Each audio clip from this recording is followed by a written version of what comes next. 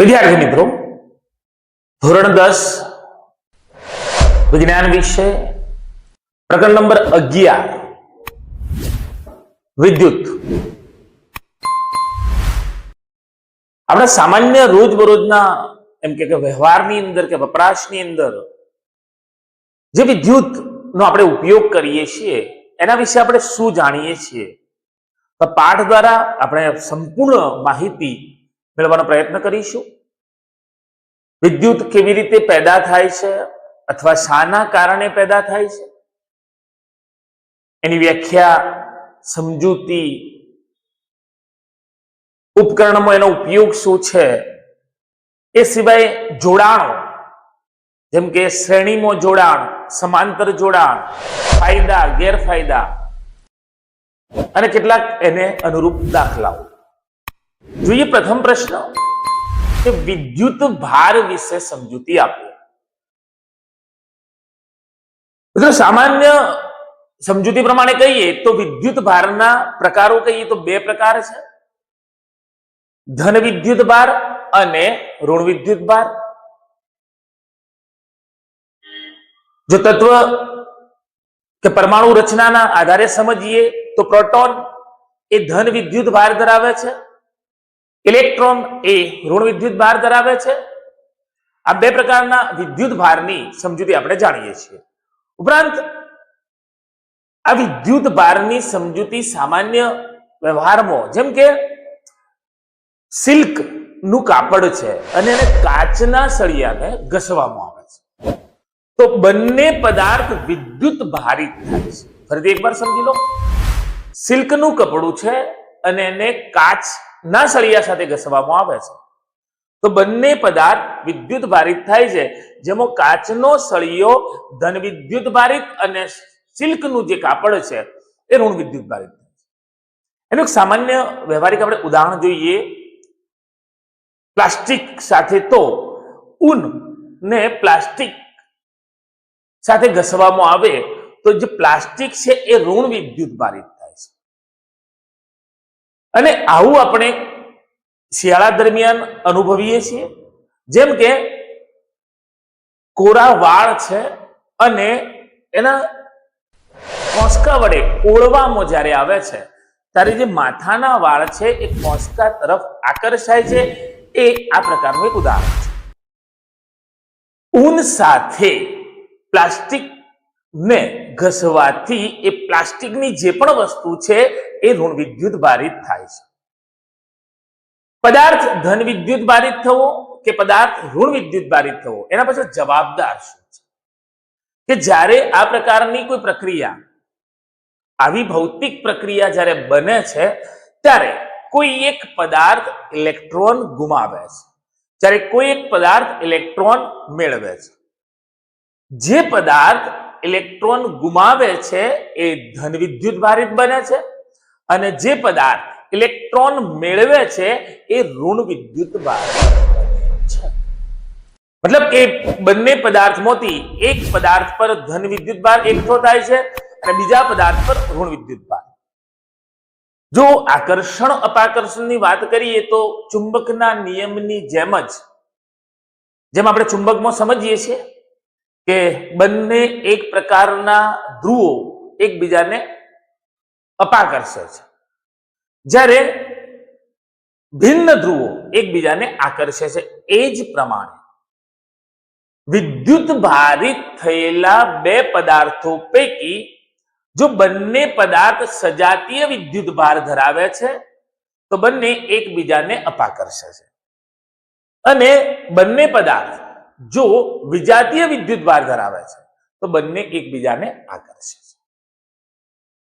વિદ્યુત ભારની આપણે સમજૂતી જોઈ. વિદ્યુત ભારનો એસઆઈ એકમ, વિદ્યુત ભારનો એસઆઈ એકમ કુલંબ છે અને એ કુલંબની સંજ્ઞા સી છે.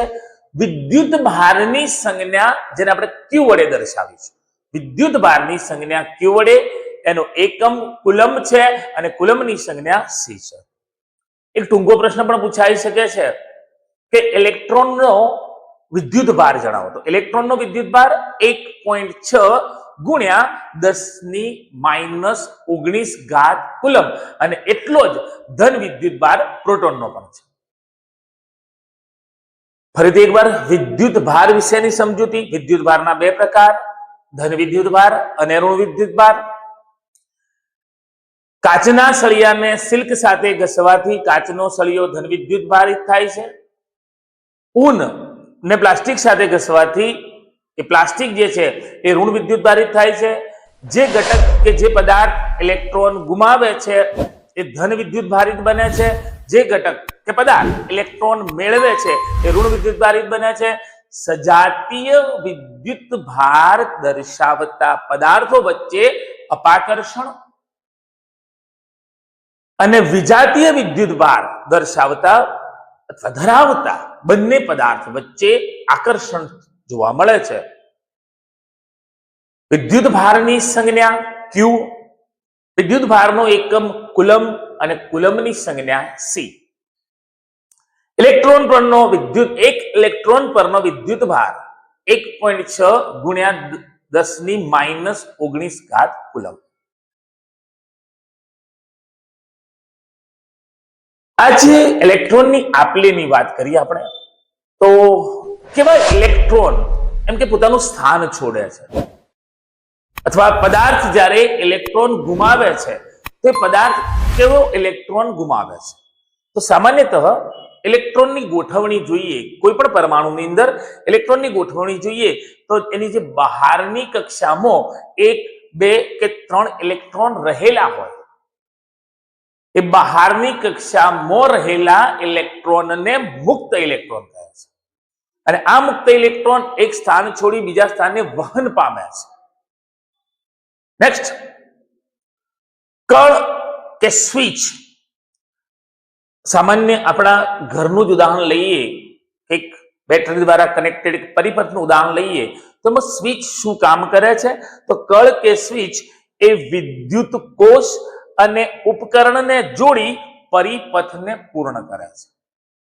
જેમ કે સ્વિચ જો બંધ છે તો પરિપથ અધૂરો છે, પરંતુ જ્યારે સ્વિચ ચાલુ કરવામાં આવે તો એ વિદ્યુત કોષ અને ઉપકરણને જોડે છે અને વિદ્યુત પરિપથને સંપૂર્ણ બનાવે છે. વિદ્યુત પરિપથ સંપૂર્ણ બને, ખાસ નોંધ કરજો મિત્રો કે વિદ્યુત પરિપથ સંપૂર્ણ બંધ બને છે ત્યારે વિદ્યુત પ્રવાહ વહે છે અને ઉપકરણ કે જે સાધન મૂકેલું છે કાર્યરત બને છે. ત્યાર પછી વિદ્યુત પરિપથ શબ્દ આપણે જે વાપર્યો એ વિદ્યુત પરિપથ શબ્દની સમજૂતી શું છે? તો એકદમ સામાન્ય વ્યાખ્યા કે વિદ્યુત પરિપથ એટલે વિદ્યુત પ્રવાહનો સતત એટલે કે સળંગ અને બંધ માર્ગ. વિદ્યુત પરિપથ એટલે વિદ્યુત પ્રવાહનો સતત અને બંધ માર્ગ, એટલે આપણે કહીશું ને વિદ્યુત પરિપથ. કયા પ્રશ્નો આપણે જોયા? તો વિદ્યુત ભાર, મુક્ત ઇલેક્ટ્રોન, સ્વિચ કે કળ, વિદ્યુત પરિપથ. નેક્સ્ટ ની અંદર વિદ્યુત પ્રવાહ વ્યાખ્યા આપો. અને પ્રવાહને રૈવાજિક પ્રવાહ પણ કહે છે. તો એ કેમ કહે છે? પ્રથમ આપણે વ્યાખ્યા જોઈએ. વ્યાખ્યાની અંદર એક શબ્દ સમજાવો છે કે આ માનો કે એક તાર છે અને આ એને આડ છેદ લઈશું, એટલે કે નાનકડો ભાગ જો અહીંયાથી એક આ સ્થાન જેને કહીશું આડ છેદ. તો વાહક તારના આડછેદમાંથી એકમ સમયમાં પસાર થતો, ખાસ નોંધ કરો, એકમ સમય એટલે કે સમયનો જે એકમ, ધારો કે સેકન્ડ, સમયનો જે એકમ પસંદ કરાયો છે એ પરિપથ અથવા વિદ્યુત પ્રવાહનું મૂલ્ય માપવા માટે, તો એના એક સેકન્ડની અંદર જેટલો વિદ્યુત ભારનો ચોખ્ખો જથ્થો પસાર થાય છે એ પ્રમાણે વિદ્યુત પ્રવાહ. તો વ્યાખ્યા કેવી રીતે કહીશું?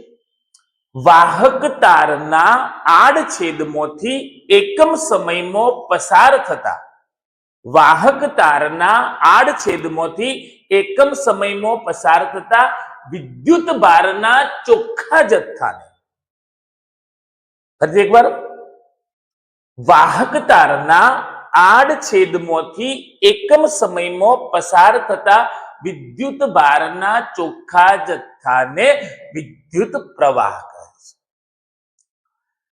મતલબ આપણે એવું કરી શકીએ કે જો એ આડછેદમાંથી એકમ સમયમાં બહુ જ વધારે વિદ્યુત ભારનો જથ્થો પસાર થાય છે તો એમાંથી વહેતો વિદ્યુત પ્રવાહ જે છે એનું મૂલ્ય ઊંચું હશે. અને એકમ સમયમાં એ આડછેદમાંથી બહુ જ નહિવત કે ઓછો વિદ્યુત ભારનો જથ્થો વહન પામે છે તો તેમાંથી પસાર થતા વિદ્યુત પ્રવાહનું મૂલ્ય ઓછું હશે. પ્રશ્ન એવો પણ છે કે રૈવાજિક પ્રવાહ, એમ કે જૂના સમયની અંદર કે જ્યારે ઇલેક્ટ્રોનની સમજૂતી નહોતી ત્યારે એવું માનવામાં આવતું હતું કે વિદ્યુત પ્રવાહ એ પ્રોટોનના કારણે વહે છે. હકીકત શું છે તો સમજીએ કે જ્યારે આ પ્રકારનું પરિપથ પૂર્ણ બને છે ત્યારે એ જે પરિપથ છે, વાહક તાર છે, એમાંથી ઇલેક્ટ્રોન વહેવા લાગે છે. માનો કે ઇલેક્ટ્રોન આ દિશામાં એટલે કે એ થી બી તરફ ઇલેક્ટ્રોન વહે છે. જો ઇલેક્ટ્રોન એ થી બી તરફ વહે છે તો વિદ્યુત પ્રવાહ એનાથી ઉલટ દિશાની અંદર એટલે કે બી થી એ તરફ વહે છે. પરંતુ એ બી થી એ તરફ વહેતો જે પ્રવાહ છે એ પ્રોટોનની દિશા તરફનો છે. કઈ દિશા તરફનો છે? પ્રોટોનની દિશા તરફનો. મતલબ કે જૂની રૈવાજિક પદ્ધતિ પ્રમાણે ઇલેક્ટ્રોન નતો શોધાયો અને જે દિશાને વિદ્યુતની દિશા અથવા વિદ્યુત પ્રવાહની દિશા લેવામાં આવી હતી એ જ દિશા ઇલેક્ટ્રોન શોધાયા પછી પણ એમ કે સાચી પુરવાર થઈ છે. પરિણામે એને સ્વીકારી લેવામાં આવે છે કે રૈવાજિક પ્રવાહ એટલે જે પ્રમાણે વિદ્યુત પ્રવાહ વહેતો હતો એ જ દિશામાં વિદ્યુત પ્રવાહ વહે છે, માટે એ પ્રવાહને રૈવાજિક પ્રવાહ કહે છે. ફરી એકવાર સમજીએ કે વિદ્યુત પ્રવાહ વહેવા માટે જવાબદાર કારણો શું છે. ફરીથી તો એક વિદ્યુત પરિપથ છે અને એ પરિપથની અંદર ઇલેક્ટ્રોન વહે છે. જે દિશામાં ઇલેક્ટ્રોન વહે છે એ દિશાથી વિરુદ્ધ તરફ વિદ્યુત પ્રવાહ વહે છે. નોંધ કરીએ તો એ વિદ્યુત પ્રવાહની દિશાને આપણે જો પ્રોટોનની દિશા તરીકે પણ લઈએ, પરિણામે આપણે એને રૈવાજિક પ્રવાહ કહીશું. વિદ્યુત પ્રવાહની વ્યાખ્યા એકવાર પુનરાવર્તિત કરીએ તો વાહક તારના આડછેદમાંથી એકમ સમયમાં પસાર થતા વિદ્યુત ભારના ચોખ્ખા જથ્થાને વિદ્યુત પ્રવાહ કહે છે. હવે વિદ્યુત પ્રવાહનું આપણે સૂત્ર તારવીએ અને એ પણ વ્યાખ્યા પ્રમાણે. અને વિદ્યાર્થી મિત્રો, આ સૂત્ર, વ્યાખ્યા, સમજૂતી સાથે આપણે એ સંજ્ઞાઓ પણ જોઈ લઈશું જે કે એના અંદર આપણને કોઈ ભૂલ ન થાય.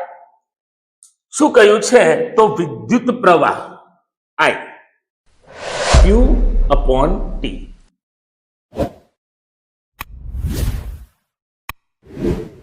Q જે વિદ્યુત ભારનો ચોખ્ખો જથ્થો,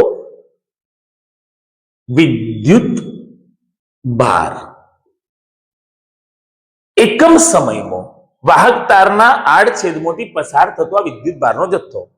ધારો કે સમય T છે, એનો એકમ લઈએ તો સેકન્ડ, વિદ્યુત ભારનો એકમ લઈશું તો કુલમ.